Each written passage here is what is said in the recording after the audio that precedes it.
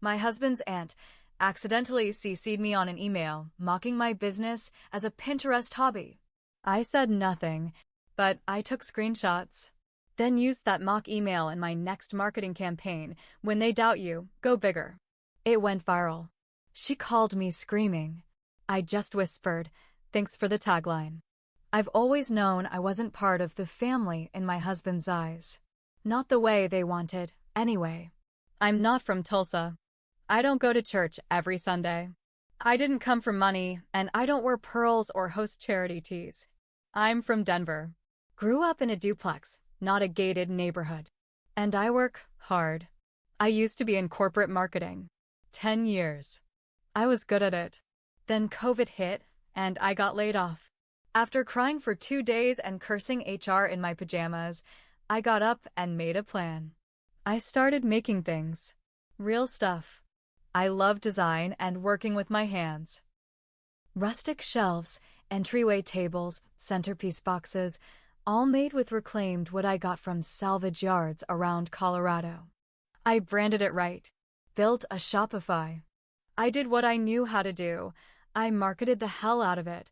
It took off. Not overnight, but enough to pay bills. Then more than that. I wasn't just playing with crafts, I was running a legit business. But Cheryl never saw it that way. Cheryl is my husband's aunt. His mom's older sister. She's the type of woman who calls herself old-fashioned, but really means controlling and mean. Always has a martini in hand, always judging people. You could be on fire and she'd ask if you remembered to wear deodorant. She never liked me. She never said it, but she didn't have to.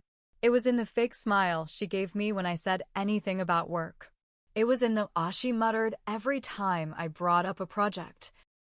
It was in the tone of voice she used when she'd tell other people, oh, she sells stuff online, like I was running a garage sale, not a growing brand. So I already knew how she felt. But then she put it in writing. It was the day before Thanksgiving. We were visiting Tulsa, staying at my husband's mom's house. The kitchen was loud, busy, full of too many opinions and not enough counter space. Cheryl was on her third glass of just a little wine, and she was going on about her daughter, who works for some regional bank. Apparently, closing on a $300,000 loan is more impressive than building a business from nothing. Fine. Let her think that. Then she turns to me and says, so, what's new with the little Etsy thing? You still doing that? That little Etsy thing? Like I was making beaded bracelets in the garage. I said, yeah. Actually, we just had our best month yet. She raised her eyebrows like she didn't believe me. Is that so? I nodded.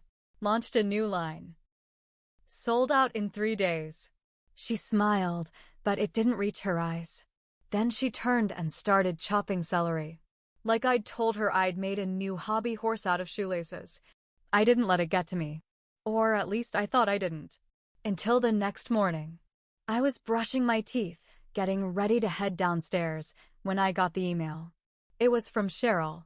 Subject line, look what our little Etsy girl is up to. It was meant for her sister, my ML, and some other family member. She'd accidentally CC'd me. The message had a screenshot of one of my Instagram posts where I was showing a behind the scenes of our new holiday line. Underneath the image, she wrote, she's still pretending this is a real business. Maybe next she'll sell lemonade out front. I stared at the screen for a long time. My face burned. My stomach dropped. She really thought that. She didn't just say it in passing, she wrote it. Shared it. Mocked me. And then I took the screenshot. I didn't reply. Didn't say a word to her. I just smiled all through Thanksgiving dinner. Sat next to her. Passed her the gravy. Nodded at her fake compliments. I played it calm. But I was planning. Because that email? That wasn't an insult. That was fuel. 3 weeks later, I launched a new marketing campaign. I knew what I wanted to do from the second I got home. I called Katie, she's a friend from my corporate days who now freelances in brand strategy, and I told her, I want to turn this email into a campaign. I want people to see what women like me deal with. We worked fast. Designed a bold graphic with the blurred screenshot in the center. No names. No identifying marks. Just the message. Then in huge white text across the top, "When they doubt you, go bigger." Underneath, in my brand voice, I wrote, "They'll call it a hobby. They'll laugh behind your back. They'll think it's cute that you're trying. Let them. Then show them what success looks like. Welcome to our biggest launch yet." We dropped it on a Monday. By Tuesday night, it was everywhere. The post blew up on Instagram. Shared by influencers. Reposted by women's groups. Commented on by people I didn't even know. Messages poured in. Hundreds. All of them with their own stories of family members who didn't believe in them. Coworkers who mocked their dreams. Friends who called it a phase. The ad hit something deep. And sales? We had to restock in 48 hours. I had to bring in temp help just to keep up. Then Cheryl called. I didn't answer the first time. Or the second. I knew she saw it. Knew it had to be eating her alive. Then came the text, "Call me now." Then, "Is that post about me? You're making me look like a horrible person." Then she called again. I answered. She didn't say hi. Didn't ask how I was. She just started screaming. "What the hell is wrong with you? That ad? That's slander. You're making me look like some jealous, bitter bitch to the whole world." I let her rant. Let her yell. Then, when she stopped to breathe, I said one thing, "Thanks for the tagline." She went silent. Then yelled louder. I hung up. After I hung up on Cheryl, I waited. Not for an apology, she was never going to give me that. I waited for the storm. And it came. By the end of that week, my husband's phone blew up. His mom, his cousin, his other aunt. Cheryl was in full damage control mode. She told everyone I had publicly shamed her and sabotaged the family name. She made it sound like I'd posted her social security number online. The truth? She was embarrassed. And mad. Not just because I exposed her pettiness, but because it worked. My business was blowing up.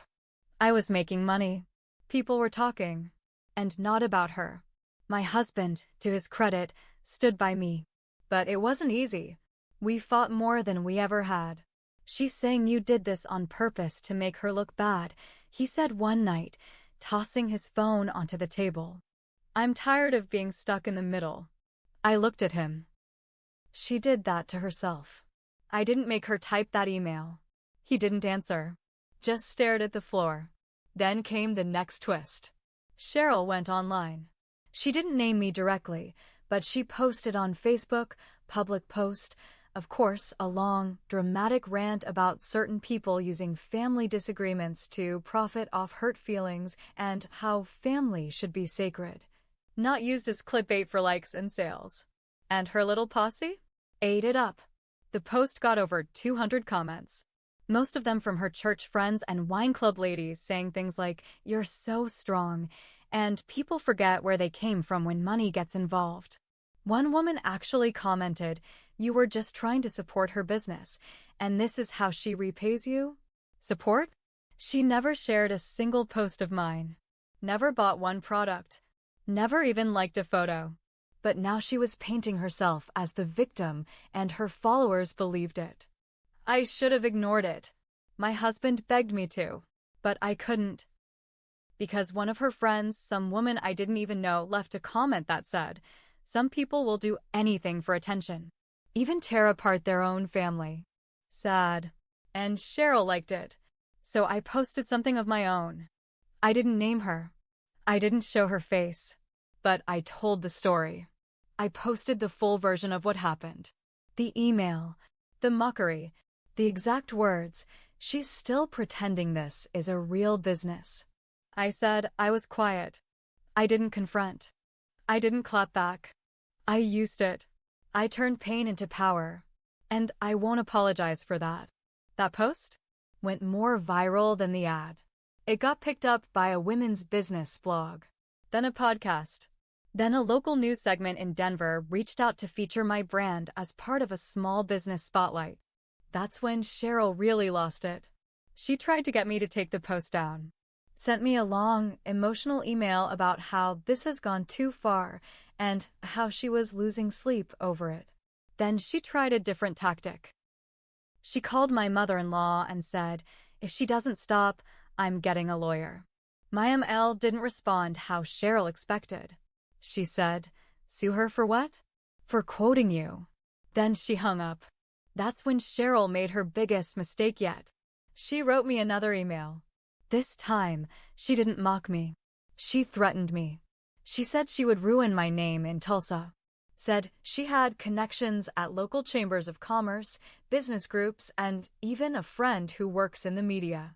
She said, if you don't remove your post and issue a public apology, I'll make sure everyone knows you're unstable and vindictive. I read the email 3 times. Then I screenshotted it. Again. I didn't reply to Cheryl's threat. I didn't need to, because this time I wasn't just hurt. I wasn't just angry. I was ready. I called my lawyer. Yes, I have one. Not a high-powered one, just someone I'd hired when I first turned my business into an LLC. I told her what was going on. I forwarded the email. She read it and whistled. She put that in writing? Yep. Don't respond. Just keep everything. If she pushes this, we'll be ready. I didn't want a legal fight. I really didn't. But if Cheryl thought she could scare me into silence, she didn't know me at all. Then something unexpected happened. A woman messaged me on Instagram. Her name was Melissa. She said, I think I know your aunt-in-law. Is her name Cheryl? Redacted. I froze. She continued, I used to work at the same charity board she's on. I saw her Facebook post and I knew exactly who she was talking about. Just wanted to let you know, this isn't new behavior. I messaged her back. We talked. A lot. Turns out, Cheryl had made a habit of bullying women she saw as less than. She'd made Melissa cry in a bathroom once during a charity event, saying her clothing looked like a knockoff Walmart rack. Told another young woman her resume was laughable for someone applying to volunteer. She hides it behind smiles, Melissa told me. But when she thinks someone won't fight back, she tears them down. Hearing that shook me, because for a long time, I thought maybe it was personal. Maybe I'd done something wrong. Maybe I wasn't polite enough. Maybe I overstepped. But now, I saw her clearly, and I wasn't afraid of her anymore. So I did something bold. I wrote an open letter. Not a blog, not an ad, just a clean, straightforward post with a black and white graphic that said, this is for every woman who's been mocked for dreaming bigger. And I told the truth. Every bit of it. Not just about Cheryl, but about the whole experience. The way women are constantly told to stay small, to not be too proud, to not make waves, to stay polite in the face of disrespect, just to keep the peace. I said, this isn't about one email. This is about every time someone laughed when you said you had a vision. Every time they called it a hobby, not a business. Every time they smiled to your face and mocked you behind your back. The post exploded. Like wildfire. Other women started sharing their stories in the comments. I had a boss who told me I was too ambitious for someone with a baby. My own mom said no one would ever pay me to paint. My best friend told me to get a real job after I started my food truck. It became more than just my story. It became theirs. News outlets picked it up again. I got invited to speak at a women's entrepreneurship panel. A major home decor blog asked to feature my new line. And Cheryl? She lost it. Again. She sent me one final message. You're destroying my reputation. I've worked my whole life to be respected in this community. And now everyone thinks I'm a monster because you twisted my words. I stared at it for a long time. Then I responded. No, Cheryl. I didn't twist anything. You just didn't expect the woman you mocked to become louder than you. Then I blocked her. After I blocked Cheryl, things didn't magically get better. Family gatherings were awkward. My husband's phone would light up with group texts that didn't include me. His cousins were split. Some thought I overreacted. Others said Cheryl finally got what she deserved. My mother-in-law stayed quiet, which felt like betrayal in its own way. I tried to ignore it, focus on my work. And for a while, it worked. The business kept growing. I hired my first full-time employee. We opened a showroom in a small space near downtown Denver. My story kept circulating. Women who had been silent for years were now sending me long emails, thanking me, sharing their pain, their triumphs. But underneath all that, I was still mad, still hurt.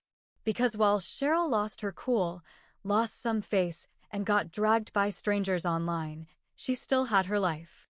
Her house, her pearls, her wine clubs, her Facebook fans. She got to act like she was the real victim. So I did something I hadn't planned. I sent that final email chain, the one where she threatened me and tried to ruin my reputation, to a journalist who had been covering local business success stories.